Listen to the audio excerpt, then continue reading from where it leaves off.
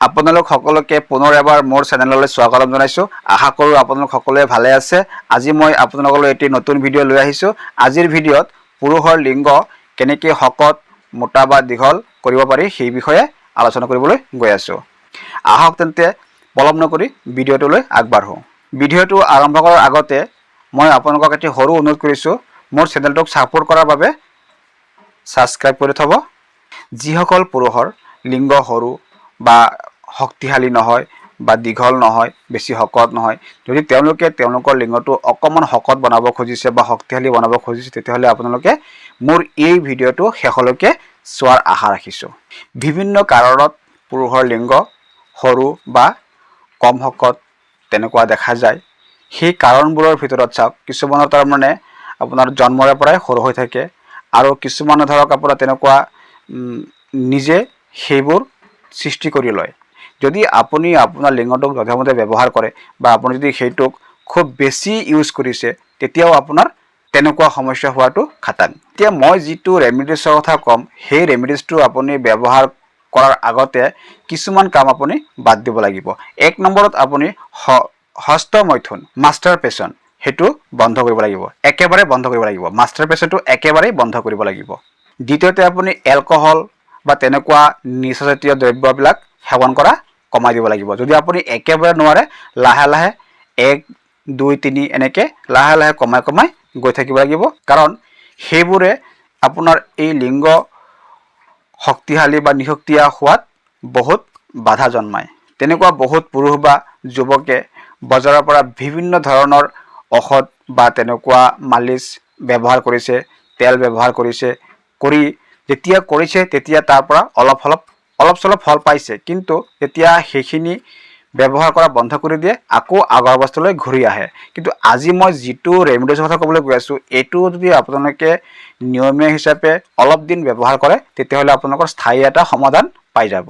আজি মই যিটো ৰেমিডিছৰ কথা ক'ম, সেই ৰেমিডিছটো কেনেকৈ বনাব, কেনেকৈ তাক ইউজ কৰিব, গোটেইখিনি মই আপোনালোকক বুজাই কৈ দিম। ইয়াৰ বাবে আপোনালোকক লাগিব পিঁয়াজ, মানে পিঁয়াজৰ ৰস। এতিয়া মই সেই ৰেমিডিছটো কেনেকৈ ব্যৱহাৰ কৰিব সেইখিনি কোৱাৰ আগতে মই আপোনালোকক কিছুমান খাদ্যৰ কথা কৈ লৈছোঁ।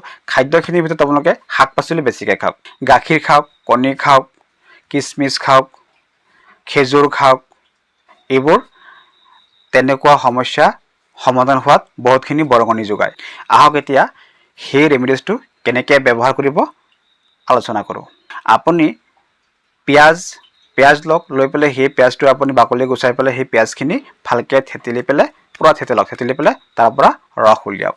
আপুনি পিঁয়াজৰ ৰসখিনি উলিয়াই লৈ সেই ৰসখিনি আপুনি কি কৰিব, আপোনাৰ যিটো পেনিছ, যিটো লিংগ, সেই লিংগত আপোনালোকে এনেকৈ তলে ওপৰে চাৰিওফালে ভালকৈ এনেকৈ প্ৰথমতে সানি লওক।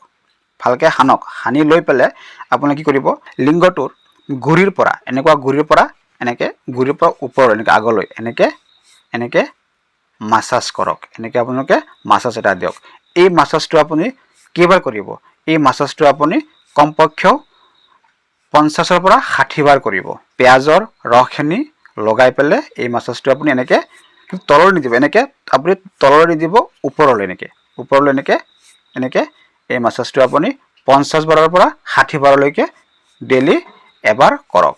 আশা কৰোঁ আপোনালোকক এটি ভাল ৰেমিডিছৰ কথা ক'ব পাৰিছোঁ। আপোনালোকে মাছাজটো যদি থাকিব এনেকৈ, এই মাছাজটো আপোনালোকে এনেকৈ লাহে লাহে দিব, চাব আকৌ যাতে হস্তমৈথুন হৈ নাযায়, তাৰমানে লিক হৈ নাযায়। গতিকে আপোনালোকে ঠিক তেনেকৈ খুব সাৱধান হিচাপে এনেকৈ মাছাজটো দিব। ইয়াৰ পিছত আহক মই লিংগৰ এটা এক্সাৰচাইজ, এটা ব্যায়াম, লিংগৰ ব্যায়াম, হয়তো আজি নতুন শুনিছে যে লিংগৰ ব্যায়াম আছে। সেই লিংগৰ ব্যায়ামৰ বিষয়ে মই ক'বলৈ গৈ আছোঁ। মই বস্তুটো মই দেখুৱাই দিছোঁ, লিংগৰ ব্যায়ামটো কেনেকৈ কৰিব মই দেখুৱাই দিছোঁ। মই ধৰক এতিয়া কলমটো লৈছোঁ, এই কলমটোৰে মই দেখুৱাই দিছোঁ। আহক লিংগৰ ব্যায়ামটো কেনেকৈ কৰিব অলপ ওচৰৰ পৰা দেখুৱাই দিছোঁ। অলপ ওচৰত আহক, মই ভালকৈ দেখুৱাই দিছোঁ। এনেকৈ আপোনালোকে লিংগটো গুৰিত এনেকৈ ধৰিব, গুৰিত এনেকৈ ধৰি পেলাই বস্তুটো এনেকৈ তলে ওপৰে এনেকৈ লৰাই দিব, টানি দিব। এই মেছাজটো আপোনালোকে, অৰ্থাৎ এই ব্যায়ামটো আপোনালোকে 15ৰ পৰা 20 বাৰমান কৰিব। এই ব্যায়ামটো আপোনালোকে যে 15 পৰা 20 বাৰ কৰিব ৰাতিপুৱা কৰিব ৰাতিপুৱা আপোনালোকে বাহি বিচনাতে শুই উঠি যেতিয়া আপোনালোকে ৰাতিপুৱা টোপনিৰ পৰা সাৰ পাব বিচনাৰ পৰা নামাৰ আগতে আপোনালোকে এই ব্যায়ামটো কৰিব কৰি পেলাই বিচনাৰ পৰা নামি পেলাই আপোনালোকে কমপক্ষেও 3 সেটত মানে পাৰ সেটত 10 বাৰকে 3 সেট উঠা বহা কৰিব মুঠ 30 বাৰ উঠা বহা কৰিব তাৰ পাছত আপুনি গৈ পেলাই আপোনাৰ যি কাম কৰে কৰি থাকক এই ব্যায়ামটো আপোনালোকে কন্টিনিউ কৰি থাকিব আৰু মই যেটো ঔষধৰ কথা কৈছো যেটো আপোনাৰ ৰেমেডিজ কৈছো পিয়াজৰ ৰস হেতু খানি পেলাই হেতু মাছাজ আপোনালোকে এনেকে লাহে লাহে দিব যাতে হস্ত মৈথুন হৈ লিকেজ হৈ না যায় হেতু সাৱধান হ'ব আপুনি চাব খুব কম দিনতে আপোনাৰ লিংগৰ আকাৰ হলনি হ'ব ধৰিছে এই ৰেমেডিজ ব্যৱহাৰ কৰি আপোনালোক সকলোৱে উপকৃত হওক আপোনালোকৰ সুপৰামৰ্শ কমেন্ট কৰি জনোৱাৰ আশা ৰাখিলো আজি বিদায় ললো ধন্যবাদ